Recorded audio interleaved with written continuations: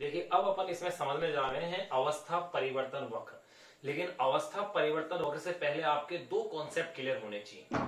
एक तो latent heat यानी गुप्त उष्मा, यानी कि वह उष्मा जो अवस्था परिवर्तन के दौरान आवश्यक होती है, यानी वह उष्मा जो कि बिना ताप वृद्धि किए पदार्थ की अवस्था को परिवर्तित कर दे, यानी अवस्था परिवर्तन के दौरान ताप नियत रहता है।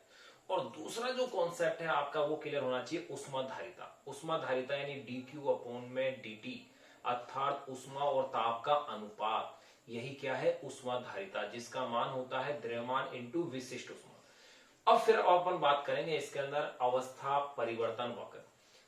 अवस्था परिवर्तन वक्र होता है कि किसी वस्तु को उष्मा देने पर उसके ताप में जो वृद्धि हो रही है उससे दी गई उष्मा के संगत उस ताप में परिवर्तन को जिस ग्राफ के द्वारा, जिस वक्र के द्वारा दर्शाया जाता है उसे कहते हैं अवस्था परिवर्तन वक्र।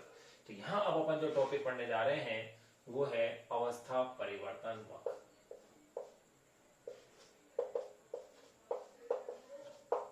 अवस्था परिवर्तन वक्र। तो देखिए, अवस्था परिवर्तन वक्र होता क्या है? अभी आपको बताया कि किसी वस्तु को उष्मा देने पर उसके ताप में जो परिवर्तन हो रहा है, यानी कि दी गई उष्मा के संगत ताप परिवर्तन का अगर वक्र खींचा जाए तो यही वक्र कहलाता है अवस्था परिवर्तन वक्र। ये वक्र किस तरह का आता है, क्या है, उस पर आप ध्यान दीजिएगा। सभी कॉन्सेप्ट आपके इस वक्र के साथ ही जुड़े हुए हैं। देखिएगा, यहां आप ले लीजिएगा हीट इस एक्सिस पर, और यहां इस एक्सिस पर ले रहे हैं टेम्परेचर को, यानी कि तापमान को। अब आप यहां देखेंगे कि किस तरह से इनमें परिवर्तन आ रहा है। इस वक्र को थोड़ा सा ऊपर लिया जाए, क्योंकि नीचे की राशियों को लिख नहीं पाएंगे, तो नीचे की राशियों को नहीं लिख पाएंगे, इसलिए इसे थोड़ा एक बार वापस से बनाते हैं।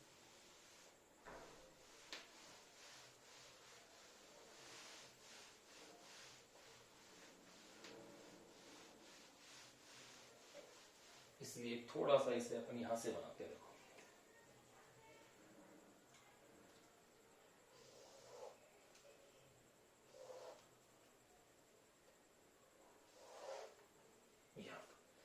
इस एक्सिस पर लेंगे टेम्परेचर को, और यहां इस एक्सिस पर लेते हैं हीट को। किस तरह से इसमें चेंज आता है वो अब समझिएगा। देखिएगा, जैसे आपके पास कोई सॉलिड है, कोई ठोस है, अगर उस ठोस को अगर अपन उष्मा देते हैं, जैसे बर्फ है, तो वो क्या होगा? पानी के रूप में चेंज हो जाएगी, यानी कि ठोस लिक्विड में चेंज होगा। उससे पहले उसके ताप में वृद्धि होगी। जैसे जैसे उष्मा के मान में वृद्धि होगी, उस ठोस के ताप में भी वृद्धि होगी। फिर ताप में वृद्धि होगी, फिर ऐसी अवस्था आएगी कि वो जो ठोस है वो द्रव अवस्था में परिवर्तित होना शुरू हो जाएगा। वो जो ठोस है वो द्रव अवस्था के अंदर परिवर्तित होना शुरू हो जाएगा।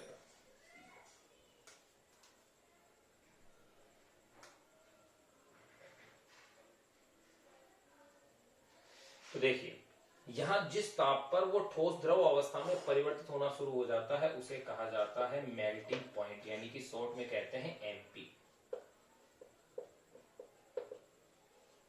मेल्टिंग पॉइंट, अथवा इसे आप कह सकते हैं गलनांक। मेल्टिंग पॉइंट यानी एमपी, या इसे आप कह दीजिएगा गलनांक।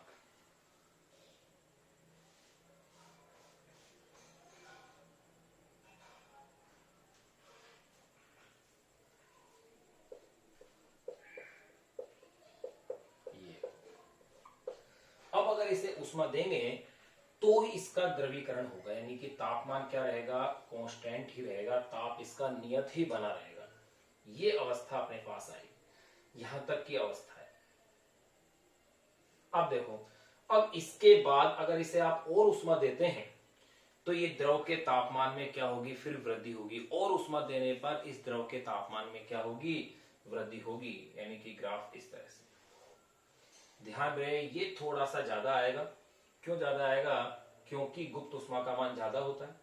यहां देखें अपन, इसके लिए अधिक उष्मा की आवश्यकता पड़ेगी द्रव से गैस में चेंज करने के लिए। अब यहां से ये द्रव से गैस के अंदर ये चेंज हो रहा है, तो यहां पर ये उष्मा फिर अपने पास। अब इसके बाद ये वाष्प अवस्था के अंदर आ जाएगा, ये कांस्टेंट रहेगा, यानी कि गैसीय अवस्था आ गई। अब इसे इसके बाद अगर और उष्मा देंगे तो ऐसी स्थिति के अंदर फिर ये अति तप्त अवस्था आ जाएगी, यानी कि ग्राफ इस तरह से चला जाएगा। ये आपको ध्यान रखना। अब देखें वापस फिर से इन पॉइंटों के नाम दे दीजिएगा, ए, बी, सी, डी और ये हो गया है ई। ए, बी,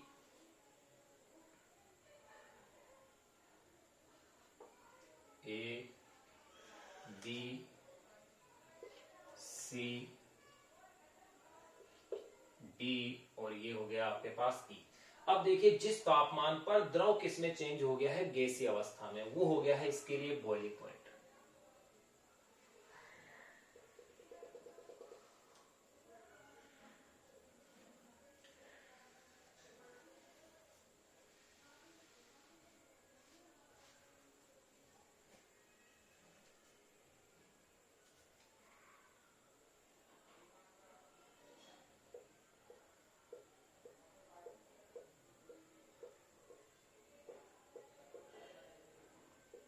ये इसका बॉइलिंग पॉइंट हो गया, जिसे कि आप शॉर्ट में कहेंगे बीपी, या इसे ही कहा जाता है क्वथनांक, बॉइलिंग पॉइंट या क्वथनांक। अब देखें ए से बी तक की जो जहां आपने इसको अगर उष्मा दी है, तो ये इस उष्मा की अगर अपन वैल्यू देखें तो ये उष्मा है mHdt, इतनी उष्मा दी है।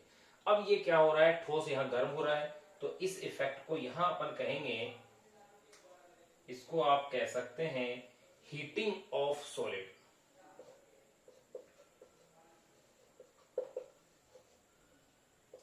Heating of solid. फिर देखिएगा यहां ए से बी तक ठोस किसमें चेंज हो रहा है, द्रव अवस्था में, और द्रव अवस्था में चेंज हो रहा है, तो यहां जो इसको अपन उष्मा दे रहे हैं, ये उष्मा इसकी गलन की गुप्त उष्मा के रूप में काउंट होगी, यानी कि वो उष्मा हो जाएगी MLF, जिसे कहेंगे गलन की उष्मा।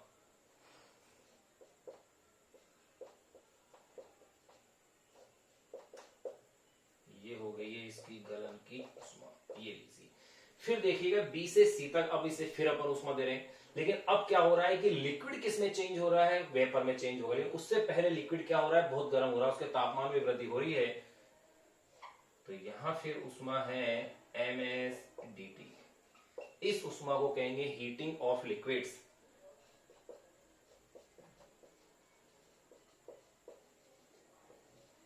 Heating of liquids, heating of liquids.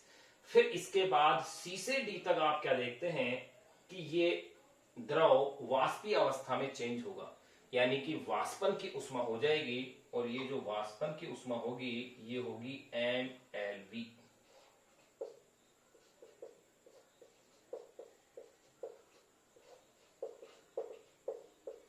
वाष्पन की उष्मा कहलाएगी। ये अपने पास वक्र है, ध्यान रखिएगा ये कम है, लेकिन ये थोड़ा ज्यादा होता है बड़ा, क्योंकि आपने अच्छे से जान लिया है कि जैसे बर्फ के गलन की गुप्त उष्मा होती है 80 कैलोरी पर ग्राम, जबकि अगर आप बात करें वाष्प की अगर उष्मा देखें अपन, तो वो होती है लगभग 536 कैलोरी पर ग्राम, यानी बहुत बड़ा फर्क है। इसके लिए वाष्पीय अवस्था में चेंज करने के लिए अधिक उष्मा की आवश्यकता होती है, बजाय ठोस को द्रव में चेंज करने के। तो यहां अपने पास ये वक्र आ गया है, एक इंपॉर्टेंट वक्र है, सारे पॉइंट अपने ग्राफ में शो कर दिए हैं, कुछ पॉइंट अपन हिल सकते हैं। तो देखिएगा यहां पर जो ए है, ए जो यहां पर आ रहा है, ये बिंदु है क्या, इसे कहेंगे अति तप्त ठोस। देखिए कैसे, तो यहां आप इसे उष्मा दे रहे हैं, तो इसके तापमान में वृद्धि हो रही है उष्मा से, तापमान में वृद्धि होते होते यहां मैक्सिमम टेम्परेचर उसके पास आ गया, अति तप्त अवस्था हो गई ठोस की, उसके बाद फिर ये द्रव अवस्था में चेंज होना शुरू हो जाएगा, तो ये कहलाएगी अति तप्त ठोस। इस अवस्था को कहेंगे अति तप्त ठोस कहेंगे। फिर आप बात कीजिएगा नंबर बी की। नंबर बी, यहां पर आप क्या देख रहे हैं कि ठोस किसमें चेंज हो गया है, द्रव अवस्था में, पूर्ण थे, यहां कह सकते हैं पूर्णतः द्रव। या द्रव आप इसे कह सकते हैं। ध्यान रखना, इसके लिए बहुत अच्छा ऑब्जेक्टिव क्वेश्चन बनता है। ग्राफ दिया हुआ हो और पूछा जाए कि ए इस ग्राफ के अंदर क्या है, बी क्या है, सी क्या है, डी क्या है, ई क्या है, कौन सी उष्मा कहां होगी, किस प्रकार से, ये आपसे इसमें इजीली पूछा जा सकता है।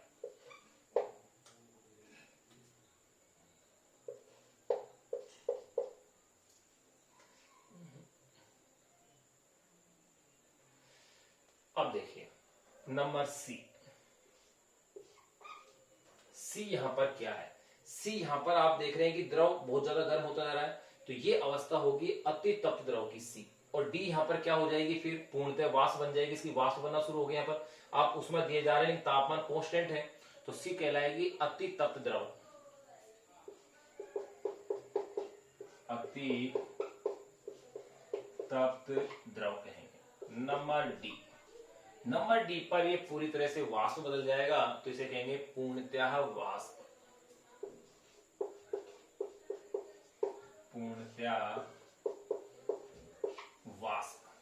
तो यहां तक के पॉइंट्स अपन ने जान लिए हैं, A B C D E. अब ई की अगर बात करें तो यहां आप क्या देख रहे हैं कि अगर आप इस वाष्प बनने के बाद भी अगर उष्मा देंगे तो ये वाष्प और अधिक उष्मा ग्रहण कर लेगी और अति तप्त वाष्प कहलाएगी। नंबर ई को कहा जाएगा अति तप्त वाष्प। ये ग्राफ आपको याद रखना है। एक बात फिर ध्यान देने की कि आप देख रहे हैं कि जब अवस्था परिवर्तन हो रहा है तो अवस्था परिवर्तन के दौरान ताप का मान नियत है। ए से बी तक देखो बिल्कुल स्ट्रेट है, सी से डी तक देखो बिल्कुल एक्स अक्ष के अकॉर्डिंग क्या है, ये बिल्कुल कांस्टेंट है। इसका मतलब यहाँ तापमान में कोई चेंज नहीं आ रहा है। तो यहाँ एक फिर अपन पॉइंट देख सकते हैं, देखिएगा उष्माधारिता की अगर बात की जाए, जो अपन पढ़ ही चुके हैं, उष्माधारिता, इसका फॉर्मूला क्या था आपके पास, dq अपॉन में dt था, इज इक्वल टू ms। ये आपके पास उष्माधारिता का फॉर्मूला था, यानी कि एकांक ताप वृद्धि के लिए आवश्यक उष्मा संपूर्ण पदार्थ के लिए वो क्या थी, उष्माधारिता थी।